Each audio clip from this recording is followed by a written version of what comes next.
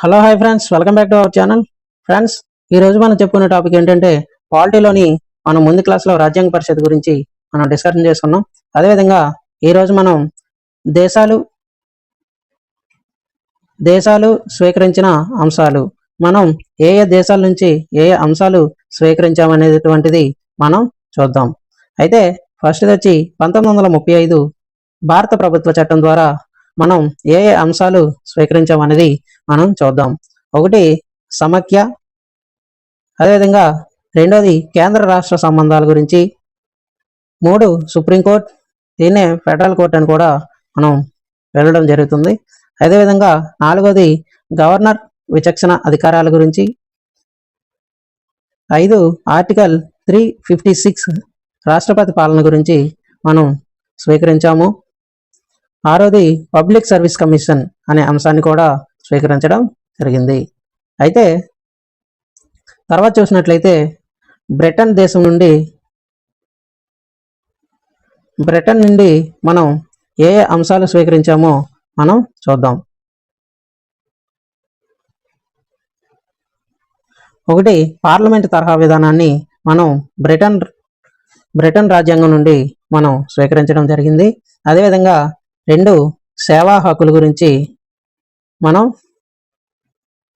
స్వీకరించాం. అదేవిధంగా 3వది speaker, deputy speaker వ్యవస్థను కూడా మనం బ్రిటన్ రాజ్యాంగం నుండి మనం స్వీకరించడం జరిగింది. అయితే ఈ 4వది ఏక పౌరసత్వం, 5వది వచ్చి రిట్లు జారీ చేసే విధానం, 6 అటార్నీ జనరల్, 7 వచ్చి కంట్రోలర్ అండ్ ఆడిటర్ జనరల్, దీన్నే కాగ్ అని కూడా మనం చెప్పుకోవడం జరుగుతుంది. అదేవిధంగా క్యాబినెట్ తరహా పాలన, తర్వాత వచ్చి చట్టం ముందు అందరూ సమానులే, తర్వాత సమన్వయ పాలన, రూల్ ఆఫ్ లా. ఈ 10 అంశాలు కూడా మనం బ్రిటన్ రాజ్యాంగం నుండి మనం స్వీకరించడం జరిగిందండి. ప్రపంచంలో పాలనా న్యాయం అమల్లో ఉన్న ఏకైక దేశం ఫ్రాన్స్. ఏంటండి, ప్రపంచంలో పాలనా న్యాయం అమల్లో ఉన్న ఏకైక దేశం ఫ్రాన్స్. తర్వాత చూసినట్లయితే అమెరికా రాజ్యాంగం నుండి మనం ఏ ఏ అంశాలను స్వీకరించామో మనం చూద్దాం. అమెరికా రాజ్యాంగం నుండి ప్రాథమిక హక్కులు, అదేవిధంగా ప్రవేశిక లేదా పీఠిక, తర్వాత చూసినట్లయితే న్యాయ సమీక్ష గురించి, అలాగే రాష్ట్రపతిని తొలగించే మహాభియోగ తీర్మానం గురించి కూడా మనం అమెరికా రాజ్యాంగం నుండి స్వీకరించడం జరిగింది. అయితే సుప్రీంకోర్టు అలాగే హైకోర్టు న్యాయమూర్తుల తొలగింపు కూడా మనం అమెరికా నుంచి స్వీకరించాము. తర్వాత చూసినట్లయితే ఉపరాష్ట్రపతి పదవిని, అలాగే రాష్ట్రపతి కార్యనిర్వహణ అధిపతిగా ఉండటం, రాష్ట్రపతి త్రివిధ దళాల అధిపతి, అలాగే లిఖిత రాజ్యాంగం, 10 వచ్చి చట్టమూలంగా సమాన రక్షణ, 11 రాజ్యాంగ ఆధిక్యత, 12 రాజ్యాంగ సవరణ ప్రక్రియలో రాష్ట్రాలు పాల్గొనడం. ఈ 12 అంశాలు కూడా మనం అమెరికా రాజ్యాంగం నుండి స్వీకరించడం జరిగింది. తర్వాత చూసినట్లయితే రష్యా దేశం నుండి మనం ఏ అంశాలు స్వీకరించామో చూద్దాం. ఒకటి ప్రాథమిక విధుల గురించి మనం ఈ రష్యా రాజ్యాంగం నుండి స్వీకరించాం. అయితే రెండోది సాంఘిక, ఆర్థిక, రాజకీయ న్యాయం గురించి, అలాగే ప్రణాళిక సంఘం గురించి కూడా రష్యా రాజ్యాంగం నుంచి మనం స్వీకరించడం జరిగింది. అయితే ప్రణాళిక సంఘం అన్నది ఒక రాజ్యాంగబద్ధ సంస్థ కాదు, అదేవిధంగా చట్టబద్ధ సంస్థ కూడా కాదు. ప్రణాళిక సంఘం ఒక సలహా సంఘం. ఈ ప్రణాళిక సంఘం ఒక స్టాఫ్ ఏజెన్సీ. ఏంటండి, ఈ ప్రణాళిక సంఘం ఒక స్టాఫ్ ఏజెన్సీ లాంటిది. అదేవిధంగా ప్రణాళిక సంఘం 1950 మార్చి 15న ఏర్పడింది. ప్రణాళిక సంఘం ఎప్పుడు ఏర్పడిందండి? 1950 మార్చి 15న ఏర్పడింది. ప్రణాళిక సంఘం ఒక ఎక్స్ట్రా కాన్స్టిట్యూషనల్ బాడీ. ఏంటండి, ఎక్స్ట్రా కాన్స్టిట్యూషనల్ బాడీ. తర్వాత చూసినట్లయితే మనం కెనడా దేశం నుండి ఏ అంశాలు స్వీకరించామో మనం చూద్దాం.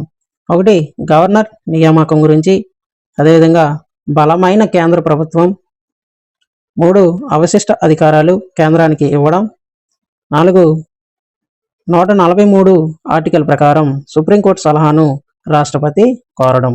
ఈ 4 అంశాల గురించి కూడా మనం కెనడా రాజ్యాంగం నుంచి గ్రహించాం. అయితే ఇప్పటి వరకు 15 సార్లు సుప్రీంకోర్టు సలహాను రాష్ట్రపతి కోరడం జరిగింది. అయితే మొదటిసారి ఢిల్లీ న్యాయస్థానం చట్టం పొడిగింపు విషయంలో 1951 సంవత్సరంలో రాష్ట్రపతిని సలహా కోరడం జరిగింది. మొదటిసారి ఎప్పుడండి? ఢిల్లీ న్యాయస్థానాన్ని చట్టం పొడిగింపు విషయంలో కోరడం జరిగింది. 15వసారి 2G స్పెక్ట్రమ్ సహజ వనరుల వేలం విషయంలో సలహా కోరడం జరిగింది. ఎప్పుడండి? 2012 సంవత్సరంలో. అదేవిధంగా ఆస్ట్రేలియా దేశం నుండి మనం ఏ అంశాలు స్వీకరించామో చూద్దాం. 1 ఉమ్మడి జాబితా కాంకరెంట్ లిస్ట్. అదేవిధంగా 2 స్వేచ్ఛ వాణిజ్య వ్యాపార విధానం గురించి కూడా మనం ఆస్ట్రేలియా నుంచి స్వీకరించాము. అదేవిధంగా 108వ ఆర్టికల్ ప్రకారం ఉభయ సభల సంయుక్త సమావేశం ఏర్పాట్లు చేయడం ఈ ఆస్ట్రేలియా దేశం నుండి మనం స్వీకరించాం. తర్వాత చూసినట్లయితే ఉభయ సభల సంయుక్త సమావేశంను ఏర్పాటు చేసిన వాడు రాష్ట్రపతి అండి. ఎవరండి? ఉభయ సభల సంయుక్త సమావేశం ఏర్పాటు చేసేవాడు ఎవరు? రాష్ట్రపతి. అయితే ఉభయ సభల సంయుక్త సమావేశంకు అధ్యక్షత వహించేవాడు లోక్సభ స్పీకర్. ఎవరండి? లోక్సభ స్పీకరు ఈ ఉభయ సభల సంయుక్త సమావేశంకు అధ్యక్షత వహిస్తాడు. అయితే ఈ స్పీకర్ లేనిచో డిప్యూటీ స్పీకర్, అదేవిధంగా స్పీకరు డిప్యూటీ స్పీకరు ఇద్దరు లేనిచో ఎవరు అధ్యక్షత వహిస్తారండి? రాజ్యసభ డిప్యూటీ చైర్మన్ అధ్యక్షత వహించడం జరుగుతుంది. ఈ ఉభయ సభల సంయుక్త సమావేశానికి అధ్యక్షత వహించిన వారు లోక్సభ స్పీకర్ అండి. అదేవిధంగా స్పీకరు డిప్యూటీ స్పీకరు లేనిచో డిప్యూటీ స్పీకరు, అదేవిధంగా డిప్యూటీ స్పీకర్ కూడా లేనిచో వీళ్ళిద్దరూ లేనిచో అప్పుడు సంయుక్త సమావేశానికి అధ్యక్షత ఎవరు వహిస్తారండి? రాజ్యాంగ సభ డిప్యూటీ చైర్మన్ అధ్యక్షత వహించడం జరుగుతుంది. అయితే ఈ ఉభయ సభల సంయుక్త సమావేశాన్ని సాధారణ మెజార్టీతో ఆమోదిస్తారు. ఇప్పటి వరకు 3 ఉభయ సభల సంయుక్త సమావేశాలు జరిగాయి. 1 1961 వరకట్న నిషేధ bill, 2 1978 banking service commission bill గురించి, అదేవిధంగా 3 2002 కోటా బిల్లు గురించి ఈ ఉభయ సభల సంయుక్త సమావేశాలు జరగడం జరిగింది.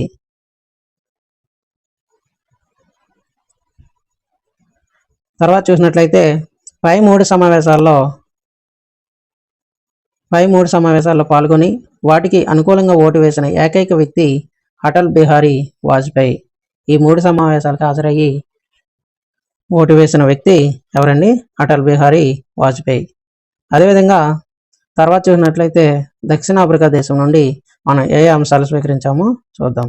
1 రాజ్యసభ సభ్యుల ఎన్నిక విధానం, 2 రాజ్యాంగ సవరణ విధానం, అదేవిధంగా భారత రాజ్యాంగాన్ని ఆర్టికల్ 368 ప్రకారం 3 రకాలుగా సవరిస్తారు. 1 సాధారణ మెజార్టీ, 2 ప్రత్యేక మెజార్టీ 2/3 వంతు, 3 ప్రత్యేక మెజార్టీతో పాటు సగం రాష్ట్రాల కంటే ఎక్కువ రాష్ట్రాల శాసనసభ ఆమోదం. అలాగే తర్వాత చూసినట్లయితే ఫ్రాన్స్ దేశం నుండి ఏ అంశాలు స్వీకరించామో చూద్దాం. 1 గణతంత్ర రిపబ్లిక్, అదేవిధంగా స్వేచ్ఛ, సమానత్వం, సౌభ్రాతత్వం గురించి ఫ్రాన్స్ దేశం నుండి స్వీకరించడం జరిగింది. అదేవిధంగా ప్రొటెన్ స్పీకర్, తాత్కాలిక స్పీకర్ ఏర్పాటు కూడా ఈ ఫ్రాన్స్ దేశం నుండి గ్రహించడం జరిగింది. తర్వాత చూసినట్లయితే ఐర్లాండ్ దేశం గురించి ఏ అంశాలు స్వీకరించామో చూద్దాం. ఒకటి ఆదేశిక సూత్రాలు, 2 రాష్ట్రపతి ఎన్నిక విధానం, 3 ఆర్టికల్ 80 సబ్ క్లాస్ 3 ప్రకారం రాజ్యసభకు 12 మంది విశిష్ట వ్యక్తులను నామినేట్ చేయడం. ఈ 3 అంశాలు కూడా ఐర్లాండ్ దేశం నుండి గ్రహించడం జరిగింది. తర్వాత చూసినట్లయితే జపాన్ నుండి చట్టం నిర్ధారించిన పద్ధతి అంటే జీవించే హక్కు గురించి మనం జపాన్ నుండి గ్రహించాం. అయితే తర్వాత చూసినట్లయితే జర్మనీ నుండి అత్యవసర పరిస్థితుల్లో అవలంబించే విధానాలు. జర్మనీ నుంచి ఏంటండి అత్యవసర పరిస్థితుల్లో అవలంబించే విధానాలు. నార్వే నుంచి ఎగువ సభ సభ్యులను దిగువ సభ సభ్యులు ఎన్నుకోవడం, అదే ఎమ్మెల్సీలను ఎమ్మెల్యేలు ఎన్నుకోవడం. ఓకేనా ఫ్రెండ్స్, ఇది ఇవాళ వీడియో అండి. నెక్స్ట్ క్లాస్లో మనం రాజ్యాంగ పరిషత్తు కమిటీలు, అదేవిధంగా ఆ కమిటీలకు అధ్యక్షత వహించిన వారు ఎవరు అనేది మనం నెక్స్ట్ వీడియోలో మనం డిస్కషన్ చేసుకుందాం అండి. ఓకేనా ఫ్రెండ్స్, మీకు ఈ వీడియో నచ్చినట్లయితే లైక్ చేయండి, షేర్ చేయండి, అదేవిధంగా మన ఛానల్ని సబ్స్క్రైబ్ చేసుకోండి. పక్కన ఉన్న బెల్ సింబల్ నొక్కినట్లయితే మీకు వీడియో అప్లోడ్ చేసిన వెంటనే నోటిఫికేషన్ రూపంలో రావడం జరుగుతుంది. ఓకేనా friends, thanks for watching. Bye bye.